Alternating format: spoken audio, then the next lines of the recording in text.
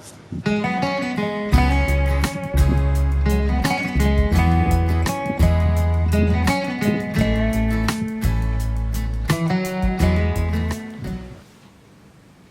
malam, Bapak Ibu sekalian yang dikasihi Tuhan. Pada hari Rabu minggu yang lalu, kita telah merayakan Hari Rabu Abu, di mana abu ditaburkan di kepala kita. Hal ini menandakan kita memasuki masa Prapaskah. Dan sebagaimana di tahun-tahun yang sebelumnya, pada masa Prapaskah ini kita akan merenungkan firman Tuhan. Kita akan menjalankan beberapa pertemuan dalam perenungan ini, yakni mengenai tema utamanya adalah semakin beriman, semakin solider. Membangun ekonomi dalam solidaritas. Akan dibagi menjadi 5 pertemuan. Mulai dari malam hari ini adalah pertemuan pertama. Dan pertemuan pertama ini kita akan membahas Allah menghendaki manusia sejahtera. Sedangkan pada pertemuan kedua, minggu yang akan datang, temanya adalah keserakahan manusia terhadap sumber ekonomi. Pertemuan ketiga, manusia dipanggil untuk hidup bersama. Dan pertemuan keempat, membangun kehidupan ekonomi yang berbela rasa. Dan akhirnya pada pertemuan yang kelima, kita akan merenungkan berbela rasa untuk kemuliaan Allah. Mari Bapak Ibu, kita siapkan hati kita untuk memulai pertemuan kita pada malam hari ini.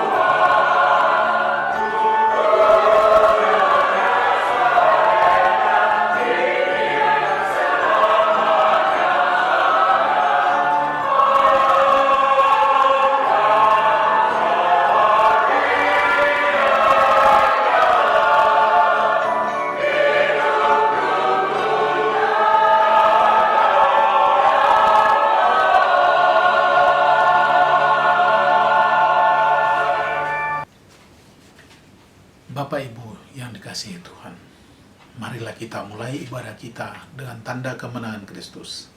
Demi nama Bapa dan Putra dan Roh Kudus. Amin. Semoga Tuhan kita Yesus Kristus, cinta kasih Allah dalam persekutuan Roh Kudus bersama kita sekalian, sekarang dan selama-lamanya. Bapak Ibu sekalian, sebagaimana disampaikan dalam pembukaan tadi, bahwa tema pertemuan pertama kita adalah Allah menghendaki manusia sejahtera. Kalau kita membaca kitab Kejadian, dikatakan di sana bahwa Allah menciptakan ciptaannya ini baik adanya. Karya penciptaan Allah berlangsung sejak penciptaan dan berpuncak pada Yesus Kristus dan menuju kepenuhan pada akhir zaman nanti. Kalau kita mencermati bahwa Allah menciptakan adalah baik, berarti kita manusia juga harus memelihara ciptaan ini tetap baik, kalau perlu ditingkatkan. Semua itu dipergunakan untuk kebahagiaan dan kesejahteraan kita manusia. Allah memberi tugas kepada manusia untuk mengelola bumi ini. Dan itu dikelola bersama-sama. Semua manusia bertanggung jawab untuk mengelola ciptaan ini. Marilah Bapak Ibu, kita hening sejenak. Kita menyadari posisi kita sebagai ciptaan yang paling tinggi untuk melindungi dan mengusahakan dan merawat bumi, mengelola sumber-sumber ekonomi yang bermartabat demi kepentingan semuanya, demi kepentingan dan kesejahteraan bersama.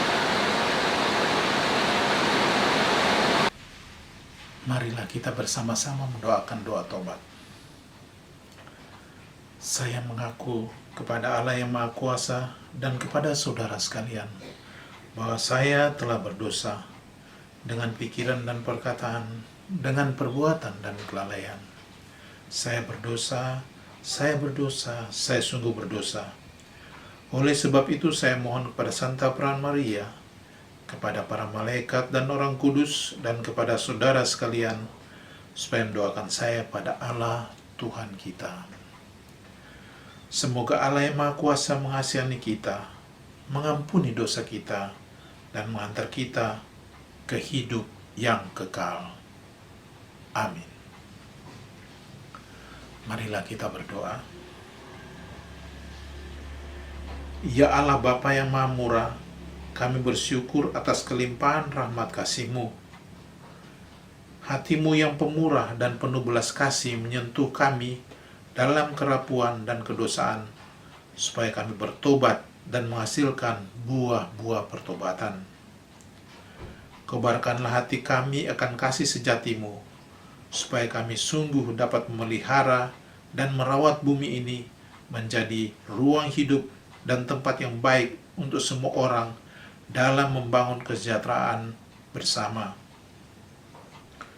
Manusia Engkau ciptakan dan Engkau utus untuk memelihara segala sesuatu dengan penuh tanggung jawab. Semoga manusia sungguh menyadari tanggung jawabnya untuk melestarikan, menjaga dan memelihara alam semesta dengan segala yang ada di dalamnya, demi kelanjutan mata rantai kehidupan di bumi ini dan kebahagiaan bersama. Demi Yesus Kristus Putra-Mu, yang bersama Dikau dan Roh Kudus, hidup dan berkuasa, kini dan sepanjang masa. Amin. Bapak Ibu yang dikasihi Tuhan, kita akan membaca kitab suci, kita resapi dan kita renungkan. Kita membacanya dengan perlahan-lahan. Bacaan dari Kitab Kejadian. Manusia dan Taman Eden. Selanjutnya, Tuhan Allah membuat taman di Eden di sebelah timur. Disitulah ditempatkannya manusia yang dibentuknya itu.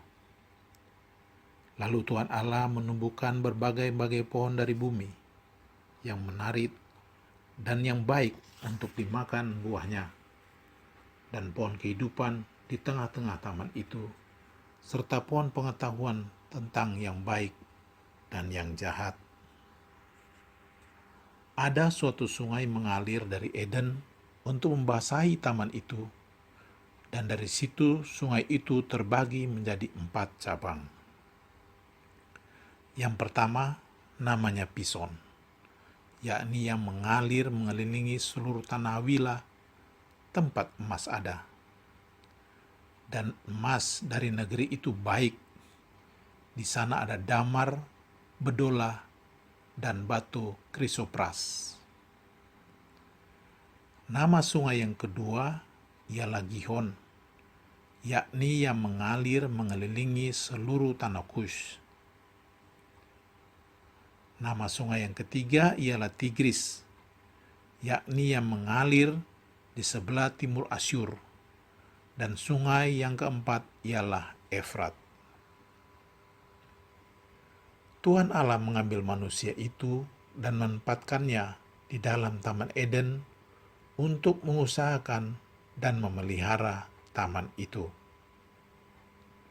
Lalu Tuhan Allah memberi perintah ini kepada manusia. Semua pohon dalam taman ini boleh kau makan buahnya dengan bebas. Tetapi pohon pengetahuan tentang yang baik dan yang jahat itu, janganlah kau makan buahnya. Sebab pada hari engkau makannya, pastilah engkau mati. Demikianlah sabda Tuhan.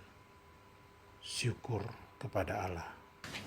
Bapak Ibu sekalian, sebagaimana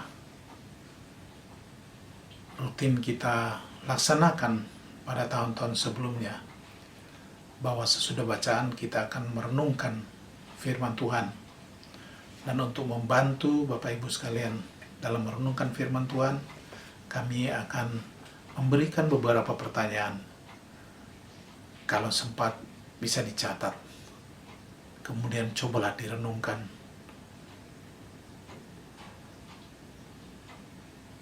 Isi dari pertanyaan itu, cobalah dikaji maksud dari pertanyaan-pertanyaan yang kami sampaikan berikut ini.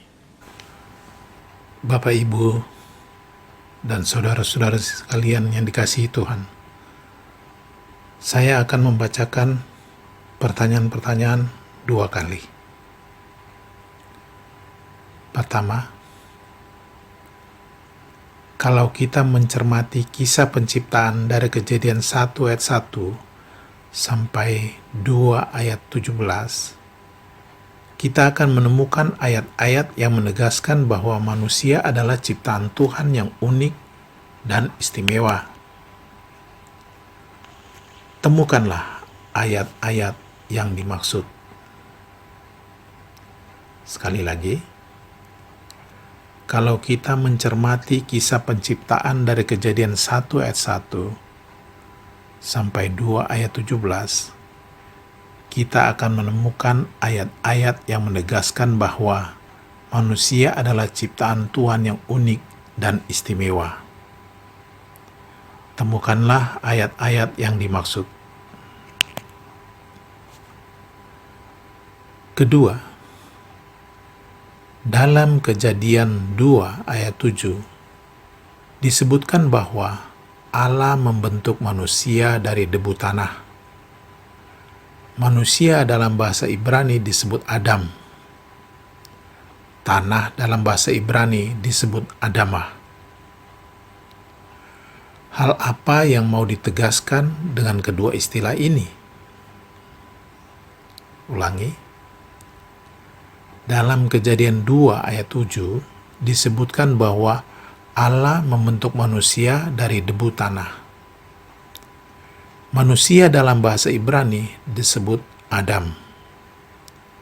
Tanah dalam bahasa Ibrani disebut Adamah. Hal apa yang mau ditegaskan dengan kedua istilah ini? Ketiga, setelah Allah menciptakan manusia, Allah menyediakan sumber-sumber kehidupan agar manusia memperoleh kesejahteraan. Sebutkan unsur-unsur tersebut. Ulangi. Setelah Allah menciptakan manusia, Allah menyediakan sumber-sumber kehidupan agar manusia memperoleh kesejahteraan. Sebutkan unsur-unsur tersebut. Keempat, dalam ayat 9 disebutkan jenis-jenis pohon. Sebutkan jenis-jenis pohon yang dimaksud. Ulangi. Dalam ayat 9 disebutkan jenis-jenis pohon. Sebutkan jenis-jenis pohon yang dimaksud. Kelima, pohon kehidupan dan pohon pengetahuan adalah sebuah simbol atau lambang. Apa yang mau disimbolkan atau dilambangkan dengan pohon kehidupan? Ulangi. Pohon kehidupan dan pohon pengetahuan adalah sebuah simbol atau lambang. Apa yang mau disimbolkan atau dilambangkan dengan pohon kehidupan? Keenam, apa yang menjadi tugas manusia yang ditempatkan Allah di Taman Eden? Ulangi. Apa yang menjadi tugas manusia yang ditempatkan Allah dalam Taman Eden? Demikian pertanyaan-pertanyaan untuk dikaji dan direnungkan lebih lanjut. Bapak Ibu yang dikasihi Tuhan, sejak awal mula Allah sungguh baik dan murah hati pada manusia. Allah telah merancang dan menghendaki agar manusia hidup sejahtera, hidup bahagia. Hal itu tampak dalam kisah Kejadian, di mana Allah menempatkan manusia di Taman Eden, taman yang amat indah.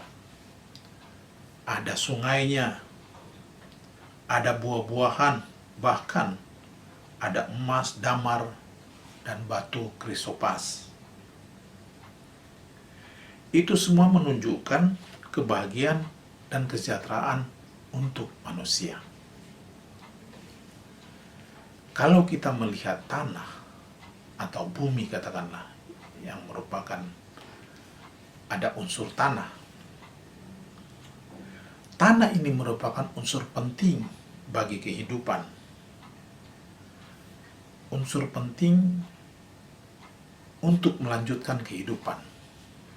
Dan dari kisah penciptaan, kita melihat ada 3 hal yang sangat berhubungan antara manusia dengan tanah, yang berhubungan satu dengan yang lain, antara manusia dan tanah. Pertama, manusia itu diciptakan dari tanah.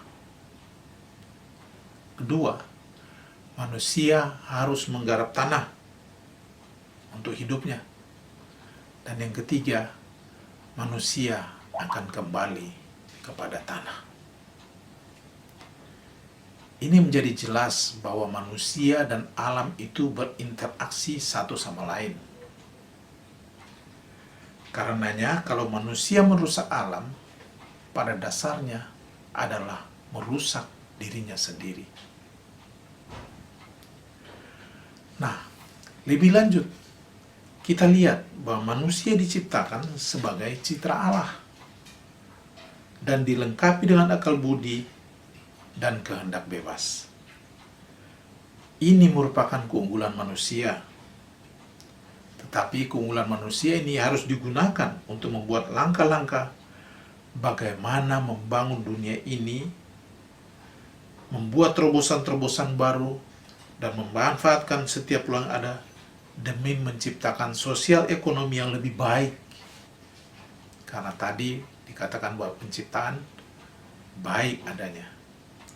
Dan manusia dengan akal budi dan kehendak bebas ini harus menggunakan akal budinya ini untuk tetap menjaga dunia ini tetap dalam keadaan baik. Tetap memperhatikan kelangsungan ciptaan lainnya juga.